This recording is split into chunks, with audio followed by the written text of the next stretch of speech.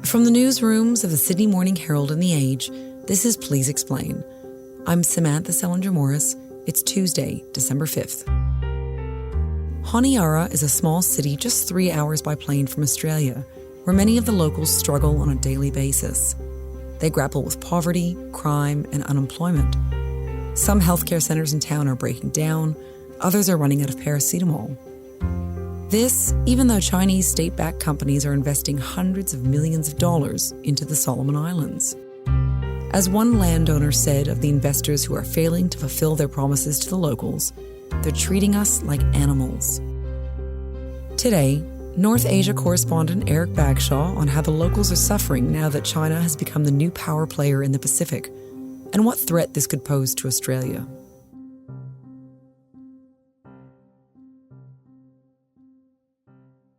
So, Eryk, you've just completed an investigation into political intimidation in Honiara, which is the capital of the Solomon Islands. Now, this is one of the poorest parts of the world, but you've written that it's actually the next frontier of China's political, economic, and military ambitions. So first, can you tell me a little bit about Honiara and why this is the next frontier for China? So Honiara is the largest city in the Solomon Islands. It's just 3 hours from Brisbane by plane. It's unbelievably close to Australia. It's also the host of this year's Pacific Games. Pacific Games are essentially like the Olympics for Australia's closest neighbours. So are you guys excited for the games? Yes. Why are you excited? Because it's happening here in Solomon. First time it's happening in the Solomons. Yeah. Did you think This enormous regional event wouldn't typically take place in somewhere like the Solomon Islands, which is one of the Pacific's poorest countries, except that China has built all the facilities.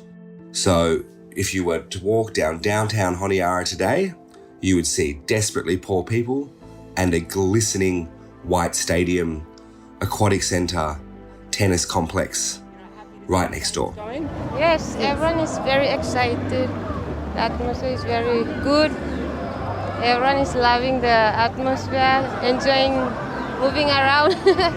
And what do you think about the government? It's really a story of two cities in many ways. One, we've got new money, new investment, new geopolitical intrigue, and the other, where most locals are just struggling to get by day to day. I mean, the National Hospital is falling apart. You walk down, it's only a kilometre or so down from the National Stadium, and you see patients being treated with IV drips in the car park. There's lots of medical facilities that are running out of paracetamol. There is significant issues around still, crime and poverty, and it's really visible on the streets of Honiara, despite the locals trying to make the best they can of it. So that's the context for why the Solomon Islands and Honiara have suddenly become this symbolic centre of this new power struggle in the Pacific. We've got this enormous new regional player in China come in. And if you're the Solomon Islands and you're wondering if you're going to make it to your next paycheck and someone comes in with huge bags of cash, well, why wouldn't you take it? And I think that's the way the government is looking at it there. The problem is, what do they have to give up in return for that investment? Because while it looks as though it's all sort of humanitarian or generous aid from China, it does have a sort of strategic underbelly to it. And what we're seeing in the Solomon Islands is that in many ways, China is winning the public relations war in that country against countries like the United States and Australia. Okay, and so you've just walked us through that Chinese-backed investors are building fancy stadiums and shopping centres, and yet the hospitals are sort of overrun and falling apart. But that isn't actually the main problem, isn't it? I mean, you've actually uncovered tales of exploitation of the locals because you've written about one Chinese-backed company, Windwind Mining, and all of the gold that it had found. Tell us a bit about that. So Windwind Mining is in Turarana in central Guadalcanal, main island in the Solomon Islands. And it's kind of rocked in there at about 2018 and basically assessed that it had found about $590 million in gold in an ore deposit buried in that village. It's then spoken to village leaders, it's started digging. As this process has gone on, promises have been made to village landowners. Mining along the river, but also beside the river. One of them who we spoke to, Joel Jackson, says he was promised a school, a community hall, medical facilities, in return for digging up what would have been millions of dollars worth of gold in their ancestral home, and which today is still, a large village, a couple of thousand residents who are struggling to access running water. A Chinese company, now we're up to 5 years later, no schools materialised, no clinic, no basic facilities. For instance, building roads, no roads built. Building school, no school built. So I want to put pressure to the company, not myself, but my community. And to get up to that village, you now have to pass through Chinese security checkpoints. The whole place is heavily monitored. We haven't received nothing. We have received zero. And what Joel Jackson's saying is that had the village been compensated properly for the gold, which they would like to be able to mine, they would not be seeing the issues that they are today, which is widespread anger at how this Chinese company is operating within their village. Yeah. They treat us like animals. I should say that. We are not human beings. They regard us like nothing. And there are people there, some of them, not fully literate, dealing with these enormous Chinese companies who have a significant, both the power of the state behind them and the ability to negotiate large contracts with government MPs in the Solomons. So there's a significant power imbalance there. And China is definitely looking to maximize that so that it can pursue its own interests, both at an investment level and at a strategic level. I feel frustrated, I feel emotional. Because all these things are failure. So that is that one.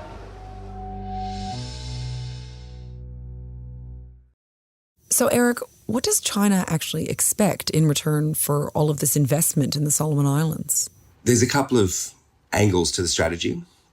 The first one is probably the most obvious one for Beijing, and that is to stop the diplomatic recognition of Taiwan. So Taiwan, is another Pacific country a fair bit further north, but Solomon Islands up until 2019 was diplomatic partners with Taiwan, which China claims as its own. In 2019, China convinced the Solomon Islands to switch its diplomatic ties from Taiwan to China. So that's the first box ticked on China's kind of influence campaign. What that then does is a lot of these countries also have votes at places like the United Nations. In return for investment, for example, some of these Pacific nations might abstain or vote against resolutions at the United Nations against China, for example, on issues like the treatment of Uyghurs in Xinjiang or the pro-democracy movement in Hong Kong. So if you chip away at enough votes within the United Nations, slowly the resistance to some of your behaviour in international forums is undermined. And so China becomes a more substantial global player. Longer term, what is critical about these Pacific Islands is that they sit on the shipping routes between America, Asia, and Australia. We saw it in World War II. The Japanese fought, hammer and tongs to get control of the Solomon Islands. If you end up in a situation where China does invade Taiwan, these islands will be critical in terms of the security, not just of Australia, but right up through the Pacific, because they allow ships to refuel in areas that are otherwise extremely remote. And the Pacific War is likely to be a naval war.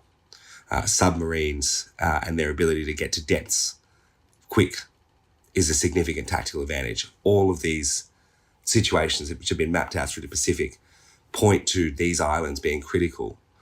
And so if you are planning for a future in which there is a potential war, and all countries do this, the investments that you make in places that allow you perhaps to one day dock ships, to one day push through military supply lines without having to actually invade that country could be a really significant advantage.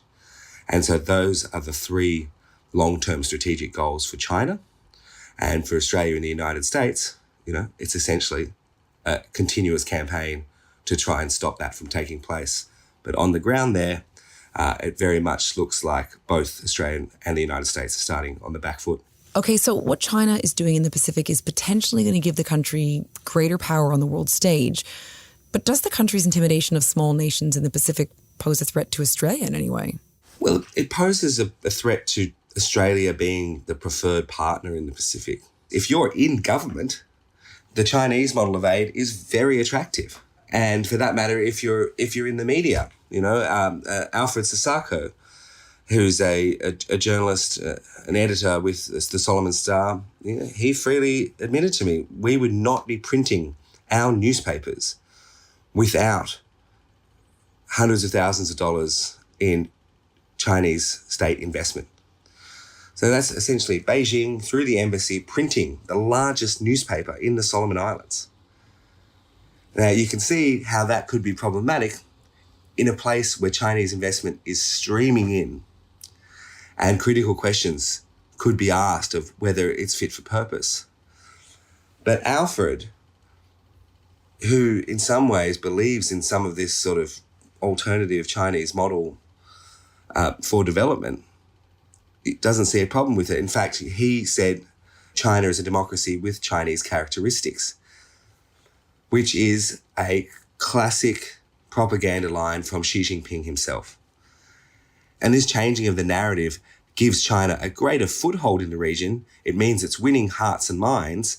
And I think that's a really sharp foreign policy challenge for Australia. Because in the long term, as we talked about at the start, all of these incremental changes, the funding of the local media, the funding of the development for MPs, the shopping centre, the stadium for the Pacific Games, builds up a reservoir of goodwill that if it comes to the crunch in 50 or 60 years and we see a continuous, development of this relationship, or even sooner in the next decade, and in the event of a military conflict, then these incremental developments are critical to maintaining the relationships throughout the Pacific. And you hope it never comes to war. But the truth is governments have to prepare for that. And at the moment, Australia is struggling to catch up in one of its closest neighbours. Thank you, Eryk, so much for joining us. Great to be with you, Sam.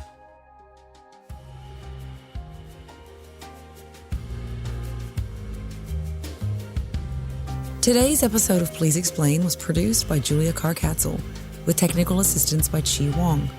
Our executive producer is Ruby Schwartz. Please Explain is a production of The Age and the Sydney Morning Herald. If you enjoy the show and want more of our journalism, subscribe to our newspapers today. It's the best way to support what we do. Search The Age or smh.com.au/subscribe. I'm Samantha Selinger Morris. This is Please Explain. Thanks for listening.